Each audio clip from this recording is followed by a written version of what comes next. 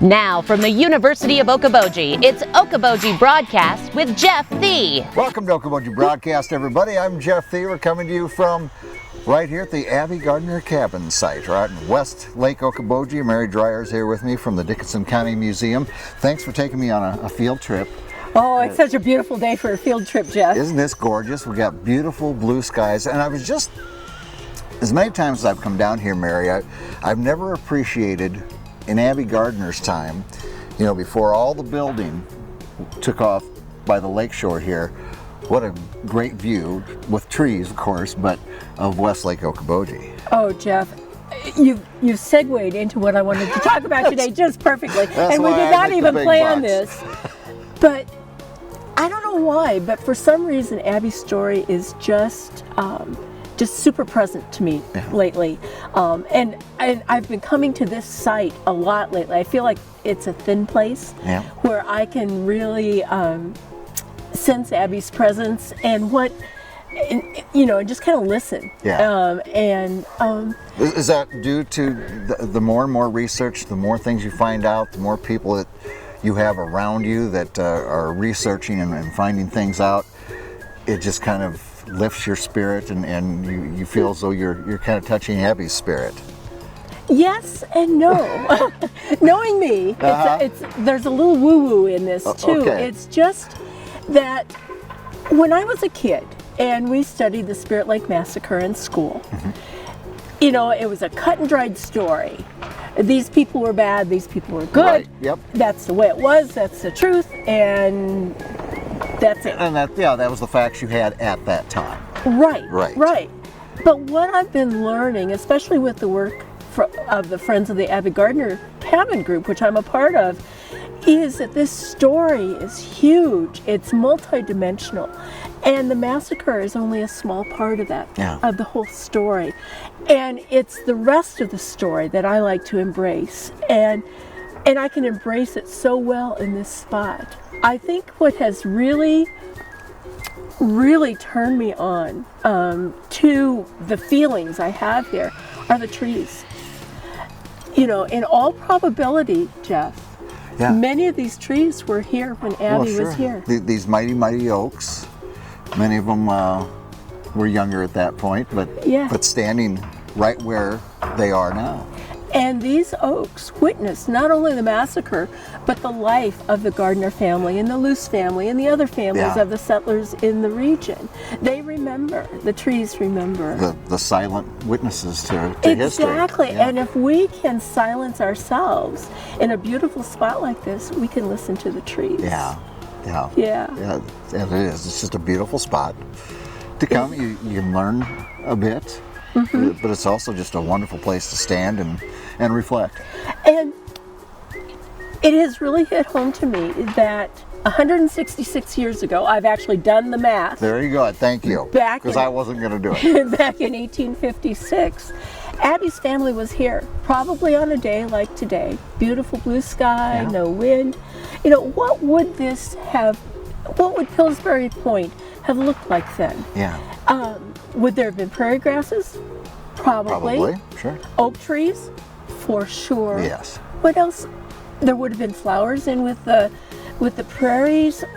They probably would have started plowing up the ground for next year's crop. You know, it's too late to put in a crop for this year. Right. But they probably would have been preparing for the next season's crops. You bring up something I've never heard and or considered, that they farm this ground around here. Okay. I see. See how you educated me. Yeah, but they didn't have a chance to. Think about it, Jeff. They moved here in late summer. I believe it was actually July, I think is when they came. And the massacre happened in early March. And so they did not get to plant a crop So they here. didn't get to then. Okay. No. All right. No. They got their cabin built here. And that was probably done as quickly as possible, knowing that weather was going to be coming. Absolutely. Let me read to you just a little bit. It feels like a good story time, doesn't it? Okay, well, good. And this book is one of my very favorite books of area history. 1857, History of the Spirit Lake Massacre. Written by Abbie Gardner herself. And, you know, Abbie was kidnapped when she was 13. Right. And had no education after that. And yet she wrote this book that was a bestseller back in the 1890s. And I can't tell you how many copies we sold this summer, but it's a lot. It's still a very popular book. So like 30 years later, she wrote this book. She wrote this book. I believe it was published in 1885, 1886, in that range. She used the profits from this book to buy back this land that her family had owned. Wow. Isn't that cool to think about? That is cool to think about.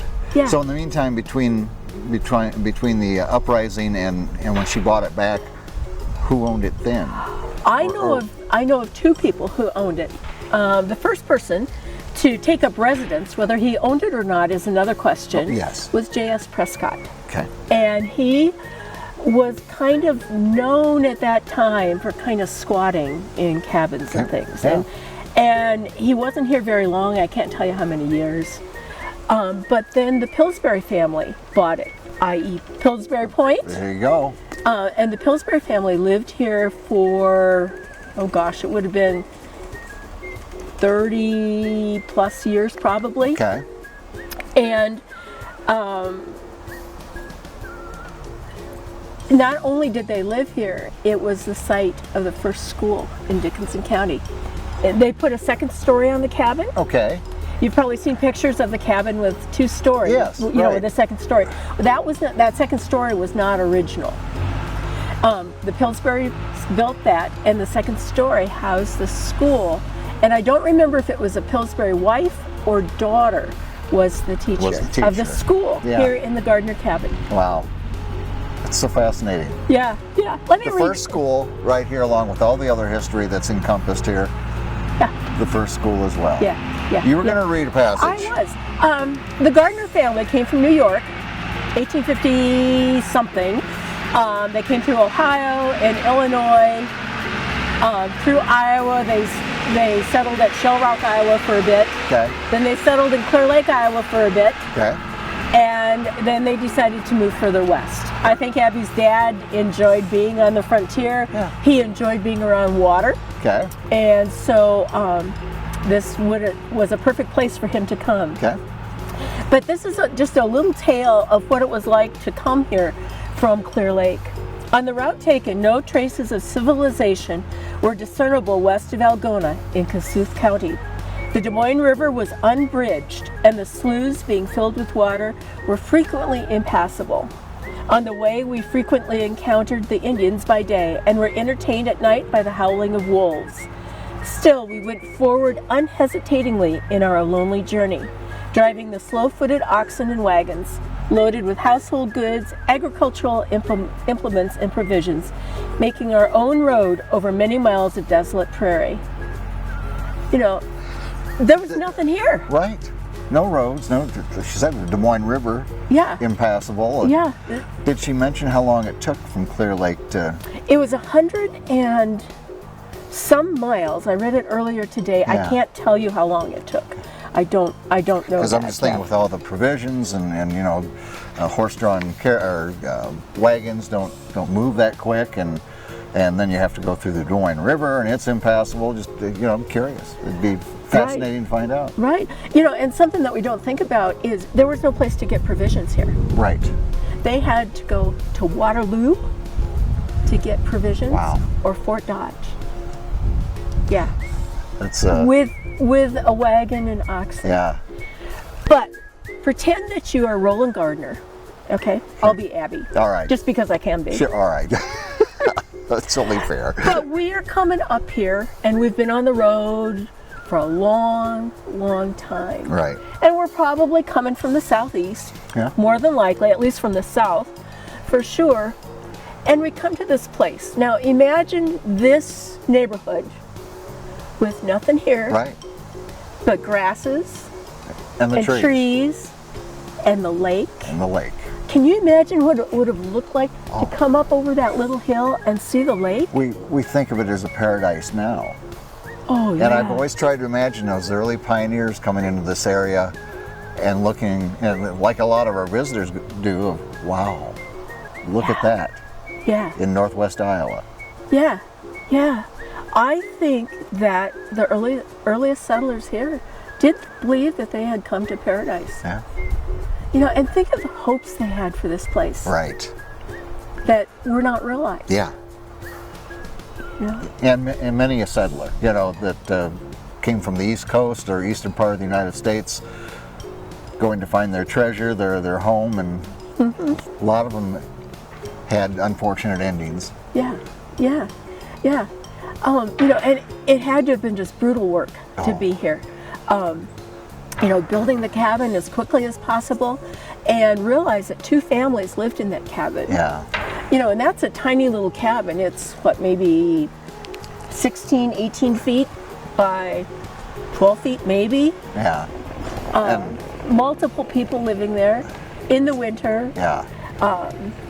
They'd been traveling together, and you know. And all the things that goes along with not only one family but 2 families. And little kids. Yeah, little kids in close quarters, and right. I think we can all relate a part of that, but not isolated. No, but I wonder what the trees remember of the Gardner family when they came.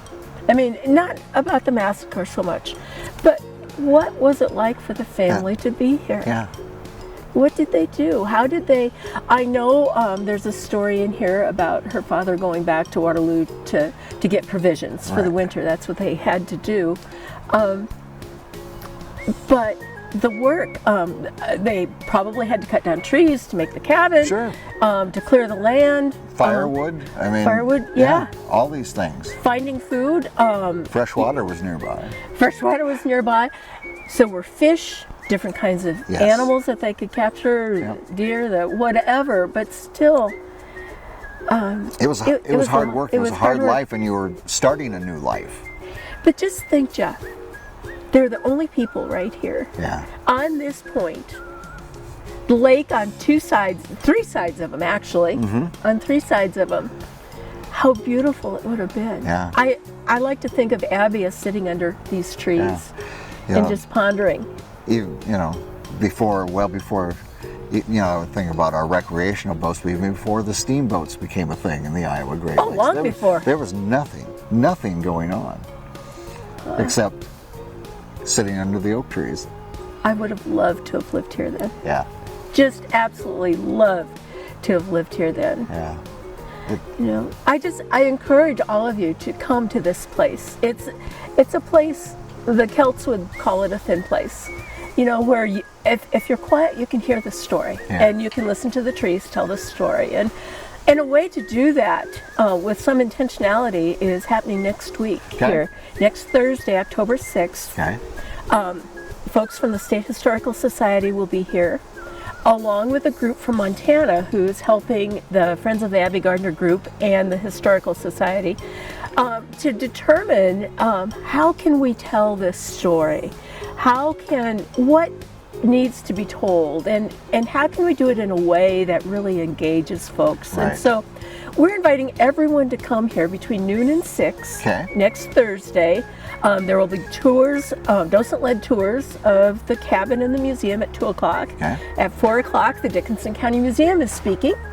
And in between times, we are asking people to come and tell us what their vision is for this area. What is it that would make this place extra special for them? Right.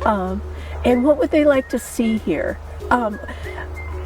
We really, really want people's input into this project. Yeah. And this is a way to do it. This is a way to do it. So next Thursday? Next Thursday, October 6th, from noon to 6. Noon to 6. Okay, very good. Yeah. All right. Well, thank you for sharing. Yes. Abbie's, And I would be remiss if I didn't say these books are available at the Dickinson County Museum, the Barn Swallow, and the Maritime Museum. Very good. All right. Highly recommend reading it. Yeah. So come on out, enjoy the thin space right here underneath the oak trees by the Abbie Gardner Cabin and Memorial standing here behind us. And Mary, thank you for taking time with me again, getting me outdoors. And me too, Jeff. Yeah, we're both getting outdoors. Probably a good place for us. So anyway, our thanks to Mary Dreier again, the director of the Dickinson County Museum. We thank you for watching us right here on Okoboji Broadcast.